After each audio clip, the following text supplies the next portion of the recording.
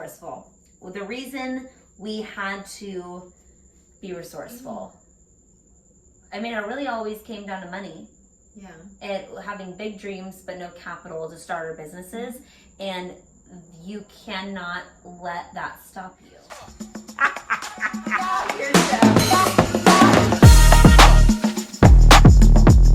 Welcome to Here's to Everything. Yes, I'm welcome. Brittany. I'm the daughter. I'm Christy. I'm the mother. This is our podcast, and it's basically just a podcast about our lives. No apologies, completely uncensored. And today we are talking about business. But even if you're not in business, we're talking about how to generally just be a resourceful human being. Yes, and we have a lot of experience in being resourceful, don't we? We sure do. Yeah, here's to everything, first of all. Everything. Cheers. Yes. And if you haven't joined our podcast before, this is our first filmed podcast, but if you're just listening to audio, that's fine. If you haven't listened to us before, we drink wine every time we do our podcasts because we just think it makes life a little bit more interesting. So, Makes us a little more relaxed and a little crazy. Yeah. Just the best of us comes out. Sometimes, I don't know, a little crazy though. Yeah. We also have a awkwardly social live happy hour. We basically just get drunk and talk about sex and relationships as mother-daughter. So Right. it's a good time. But we are mother-daughter in every aspect of our lives. So we wanted to bring you into some other parts of our lives. What? We have a whole lot together. We are mother-daughter in every aspect of our life, so we want to bring you into those aspects of our life. We don't have a lot of separateness.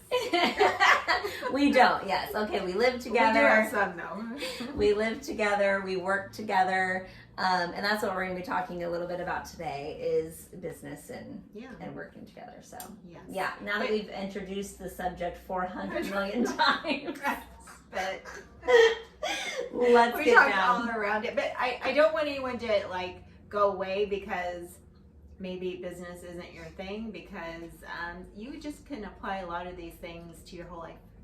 Yeah, exactly what she said. So, okay, I wanted to start off by really going back to the beginning, which is school. Your birth. Oh, okay. no, not my birth. We don't need to go that far back. That's another day. Okay, so school, college. We weren't allowed to go to school.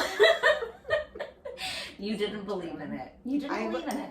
I totally believed in school. I just thought there should be more breaks. More breaks, I don't yes. like I don't like the rules they got going on there. Okay, so when I was in high school and you told me you don't need to do any more high school.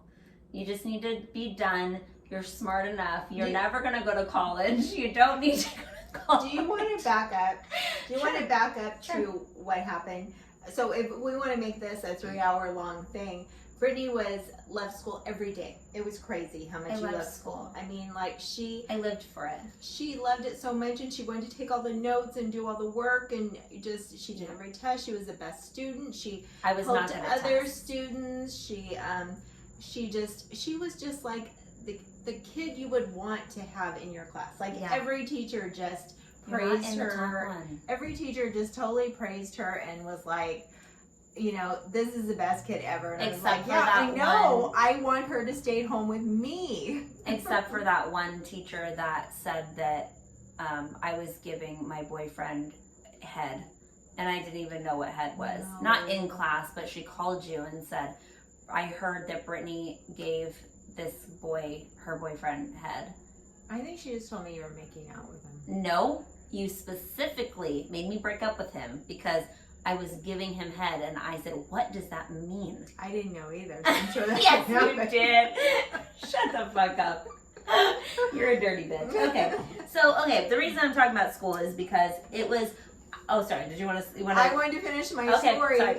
And the point is that, so she did all this stuff, and she was just like the greatest kid. And I'm going to say this one more time, only because she's going to slap me. But in 8th grade, she got I don't even like Bush, but anyway, she got an award from him because of her grades. And so 4.0. Yeah. Woo! So then it's not hard to get a 4.0 in 8th grade, Mom. That's why I get so embarrassed when you fucking tell everyone. It's not. I got 3.8 in college. That's pretty good. It's amazing. But a 4.0 in 8th grade, Mom? Seriously? Stop it. I'm hanging on to that. You're so okay? sweet. You're such a great mom. You're just proud of me. So then we moved to Arizona, and you didn't like the school because all the kids were pregnant or, they were doing drugs, and you didn't want to go to school. Remember when we moved to Arizona? I did not appreciate starting new school every year. It wasn't fun anymore when you're in high school. I get it. So regardless, but I wasn't against No, school. I know. I was against the fact that those weren't your people.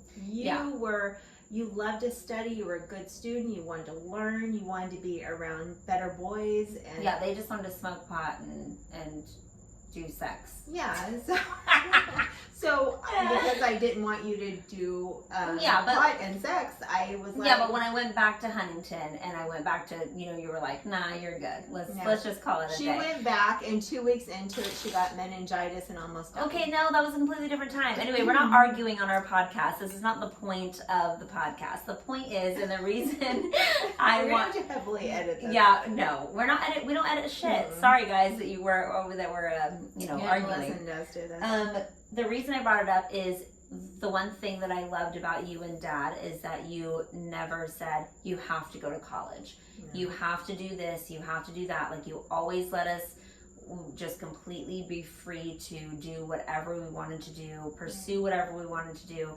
And I think that a lot of people don't get that opportunity from their parents, or that blessing from their parents. So that was exciting, and it really did, I never thought that I was going to go to college. I never planned on going to college, but it also was never something that I thought that I had to do. So that was nice. And because of that, it made us very resourceful because, if you don't go to college, that means you have to start working, from a very young age, right? And that's what I started doing. At 16, I got my first job, and I was a receptionist, and then learned QuickBooks and got into accounting and stuff, and just kind of learned it all along the way, instead of taking that time and going to college and paying for it and getting into debt, whatever. Right. But the fact that we got to do that was super cool. And you took the enthusiasm you did from school and applied it to where you couldn't wait to work and go to work and run a company, and you were going to just... Let's be real, I just wanted to wear a pencil skirt and put a bun and glasses, fake glasses, and then put, a pencil in my hair. So that was super exciting. I know. But I started out doing that, and then... and the one thing you always taught me was to dress for success, no matter what, which was huge because when I worked for the AR-15 manufacturing company, I wore a pencil skirt and a button-up blouse, and I looked all pin up and had my hair all nice and high heels, and I'm walking around in a machine shop going over things, and everyone's like, why is she dressed like that? But I got the job. She can. Yeah, I got the job. They're like, yep, we want you. Let's do it. I mean, not that that's what it should be based off of. Hopefully my experience was part of the reason, and the fact that I lied that I wasn't allergic to cats. Yeah. That helped me. But... it's not only, unfortunately, I still believe in I still believe that you should always do and look your best, and I feel like when you go to work, you need to be professional. And I know that's not the rule of thumb. I know that anymore, it's all about being casual and casual Fridays. And, I got a lot of opportunities in my life because I was dressed nice. And then I got to show them what I had, to offer and stuff. But I started out as a receptionist at a company that had 13 different stores, and they were having an event, and they needed someone to come and help host the event. And I was very quiet at the time, and they said that you look so nice, you come. Yeah. So I went from being the receptionist of the company to the secretary of the president and the CEO, and being their human resources manager. Yeah. So, because of the way I was dressed. That's amazing. You Exactly. know? So I it know can do a lot for you. I know that that's very not the norm right now, but I still think you should look professional. I don't know. You're doing business. I don't know. I think that that people like to say that the cultures aren't like that in work work environments anymore. But I think that it's still a lot of the way the person that looks like they're ready to take on the task. I mean, they sometimes get picked to do it. And no nonsense, just like I'm ready to work, I'm here, I'm this, I got it together, you know? Yeah. That happened to me as well when I was, and I'm going to tell a horrible story, and I hope that my former boss never watches this. That happened to me the first time I went to San Diego. I was just a team sales assistant at this amazing job that I had when I was 20 years old up in Valencia by Magic Mountain. And they said, Brittany, we want you to come to the trade show with us. And I was like, me? Why do you want me to come? Oh, just, you're professional. You're always dressed nice. Like, we just think you'll do a good job. We want you to come and represent the company. And I was like, okay, cool. So I get there, and they wanted me to walk around the entire trade show in high heels and just pass out stickers to people. And they wanted all of them gone, and my feet hurt so bad. And I was like, this is fucking crazy. No one wants my sticker. So I went in the bathroom and took off half of the sticker roll and threw it away in the trash can. Did you really? You're just telling me that? And then I was like, yeah, people took stickers, but like, it was 8 hours of walking around asking people if they wanted to win an iPod and just take the sticker and come by our booth. I mean, I still did all that, but fuck. I was like, no one wants my damn sticker. So I think she caught on. She wasn't very happy. That surprises me. So the moral of the name of this podcast is fake it until you make it. And that's really, it's not cheating. Don't cheat. I mean, that's the one time I cheated. Aside from third grade when I cheated on the entire continence test, and then immediately when I was done cheating, I raised my hand and said I cheated. So I've never done that other than that time. But anyway, but okay, so being resourceful. The reason we had to be resourceful, I mean, it really always came down to money. Yeah. And having big dreams but no capital to start our businesses, and you cannot let that stop you. Yeah. And I think that's one thing that I'm so passionate about, is showing and helping other people realize that they don't have to have thousands of dollars to start a business. Yes. They just need to have a good strategy. Then they need to be willing to do every fucking job that they need to, because they can't afford to pay someone to do it. And until they can, they've got to do it themselves. Definitely. And there's no excuse now, because we have Google, we have so many resources that we can just go online to figure out how to do anything. The fact that really everything's at our fingertip, and if you're not living your dream and trying to make it happen, it's because of you. It's not because of anything else. Absolutely. So taking it back to 2007, when I was 17, we started a women's magazine. Right. Talk about it. Well, we started in Arizona. You started this. So in Arizona, I was in a very bad relationship, and in which I thought of, I'm getting out of this, and I'm going to do what I believe God had called me to do, and the things He put, on my heart. And I was just an entrepreneur from birth, and and I had this dream, and it was to help women, because I had been in abusive relationships, and I had to stay in it because of money. And so I couldn't leave because I had 2 and 3 kids. 2.3. 2 and 3. That's not 5. She meant she had 3 kids. Yes, I'm a slow learner. It took me 2 marriages to realize that probably ain't a good idea. It keeps spitting. What's not a good idea? To have children? No, to be in an abusive relationship. Oh, yeah. And to, just because you don't want to hurt somebody's feelings, go, yeah, I'll marry you. Yeah.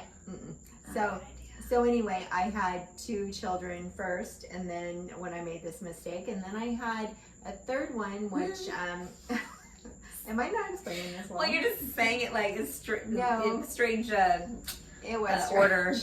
I had 2 children when I made this mistake. Like, so were we a mistake? I'm not talking about my children. My children are the biggest blessing in my life. Got it. However, I was in bad relationships, and I realized that a woman should never have to stay in a relationship because she didn't have a way out. And no matter what people say, like, oh, just leave. Well, you can't just go, you know, sit on someone's couch or sleep on someone's couch. No, you and your 2 children, kids. Maybe for a night. Yeah. But you can't do that long term. Yeah. So it wasn't so easy to get out of it. So no, of course not. You have to have a plan. Yeah. So I formulated a plan, and which everybody laughed at. And I thought, no, then I just won't tell anybody, and I'll work it out myself. Barely able to use a computer. Yeah. I sat up there with a baby, 2 teenagers, and I just kept on doing all this research and everything. And so I had a printer, and I copy and pasted, made fake ads, and I put it all together. And I showed you guys, and mock-up, yeah, the mock-up I did. And at first you guys were pretty hard on me, but so I had my baby. You have people that are hard on you. But I had a baby on my arm, and I went to the printer, me and her and Chloe, and I showed it to a printer and said, how much is this going to be? What can I sell it for? Blah, blah, blah. So I figured all that out. But the other thing I did was I started a Facebook, and I started having all these people follow me. Yeah, this was right when Facebook was getting popular. So, I mean, it really, there wasn't any like Facebook pages or anything like that. This was before any of that. Yeah, it was a personal one. So the name of the magazine was Pink Magazine. Because I wanted it to be about women's issues and to support women in business and businesses that cater to women. So and later on, a portion of the proceeds went to breast cancer. Yes. Why did you become so passionate about that issue? I can't remember. Because I read this story that infuriated me. I read a story about a woman who had to stop working. She got breast cancer, and she was under 40 years old, so she wasn't your typical breast cancer patient, because they tell you, oh, don't worry about it if you are under 40 years old, and so, which is not true. There's a huge amount of women that are getting cancer that are under 40 years, and it's an aggressive cancer. And so her story was that she got cancer and she didn't have money, and so she didn't. She had to quit her job, and then so the state would help her with her cancer, with her health care. And so she also they wouldn't help her because she was renting a house, so she had to get a trailer, which she rented, because it's all about money. It's a level of money where you can get aid. So she had to quit her job, go on the government's health care, and she had to leave her nice home she had, and she had to live in a trailer, which just so she could pay to take care of her cancer. And so that's why I have a big problem with some of these places that are promoting that they help breast cancer, and you're not seeing it. You aren't seeing development in it, and you aren't seeing people being helped with it. Well, and that plays a huge role in what we're going to talk about, later on in this podcast, is nonprofits and how much they legally have to give to the cause, or how much is going to buying their big homes and their Maseratis. And that's something that was heavy on our hearts later as well. So knowing all this and gathering all this information. So the woman did die, and this is how she ended up dying, because this is the only way she could get help. And when I read that story, I was just like, no, I want to help women. And which is so amazing to me, Mom, because usually anything breast cancer related, usually I would say any, important cause that someone is raising money for or working to help is because they've been personally affected by it, and you've never been personally affected by breast cancer. We really don't even know anyone that's had breast cancer. In our family even. My grandma did on my dad's side, but that was so long ago, and then my late husband's grandma, but that that was so much later after. So I just commend you for like reading a story and having such empathy on a cause that you didn't even personally affect you. And cheers to you. That's amazing.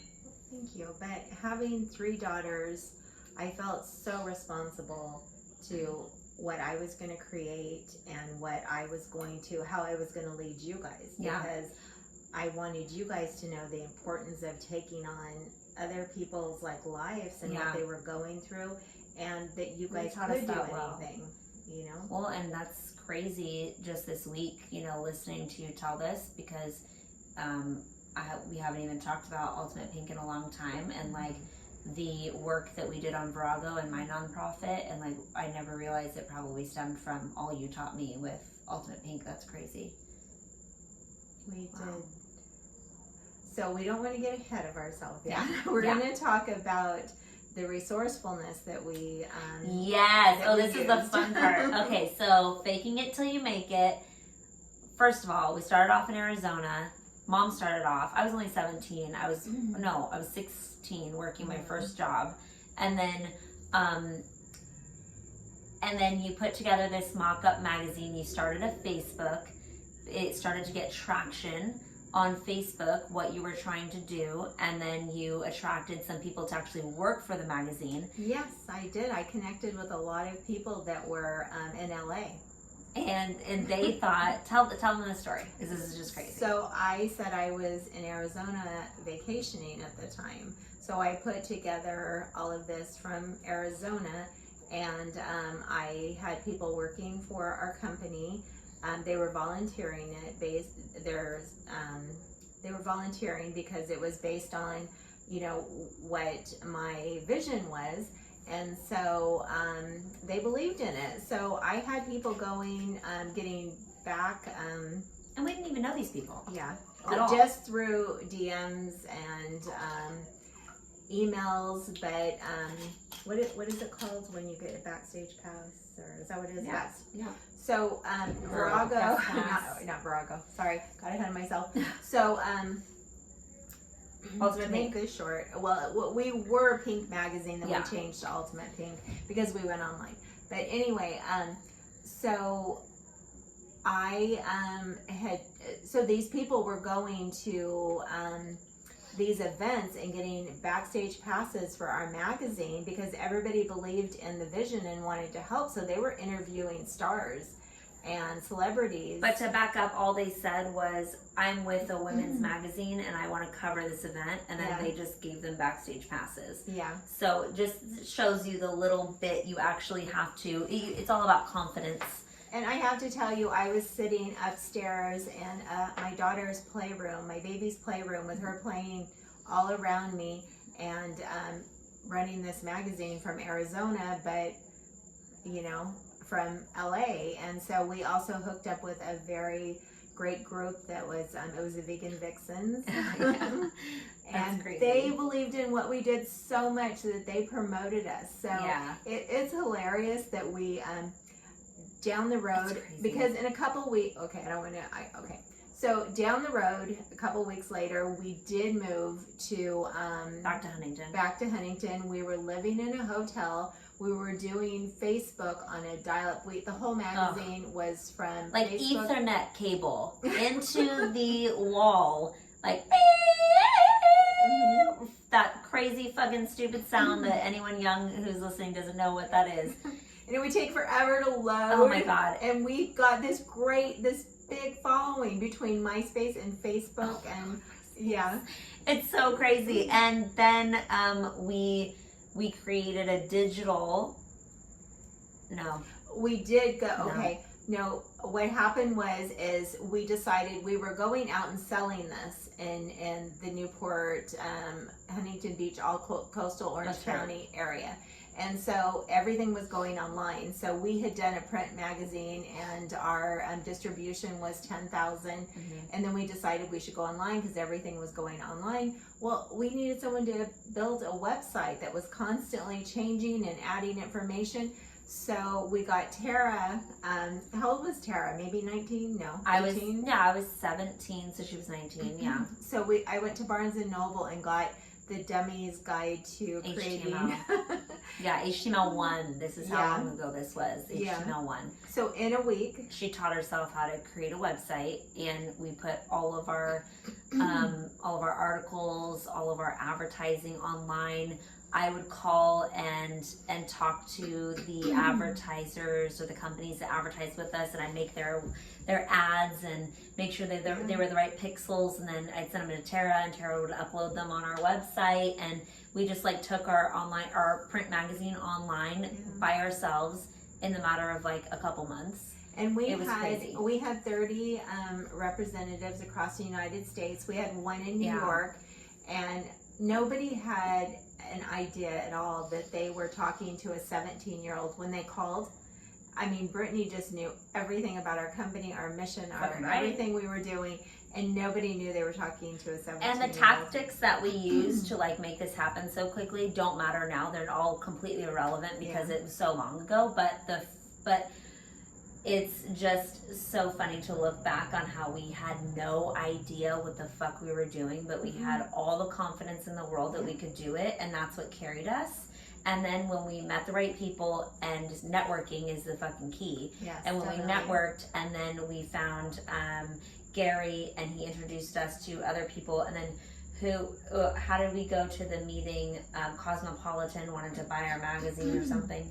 So we got a meeting through someone we knew, set up a meeting for us to go to Universal, and we had a meeting with the head of Cosmo Magazine, and I'm taking a 17-year-old in me, and we didn't have anything to wear. We had a shit car. We had nothing to wear. We went to, what was it, Mervyns? Yeah, Mervyns, yeah. In Huntington Beach, and I bought a blazer, and you bought a blouse, and we tucked the tags in so that we could return it. Changed in the car. We still have that picture before we went, and we were like looked so nice, and we went up to the top corner office in Universal Studios. Yeah, right outside. Yeah, and he was like, "We want to buy your magazine." And Mom was like, "Wait, so what does that entail? Like, you would give us money, and then what happens? Like, yeah, and then we just have it." She's like, "No, because I wanted something that the small business owner could afford. I wasn't going to sell a page for $6,000. I wanted, Well, I think what it really boiled down to is that they were going to buy it from you, and then I didn't want to lose control. You'd have to move on to your next thing, and you didn't want to lose control because that was your passion. That's why you did it. It was, and to have my kids involved. Absolutely. Let's stop this really quick. It's getting to 30 minutes. This is going to be a part 1, part 2, so I'm going to stop it. Okay.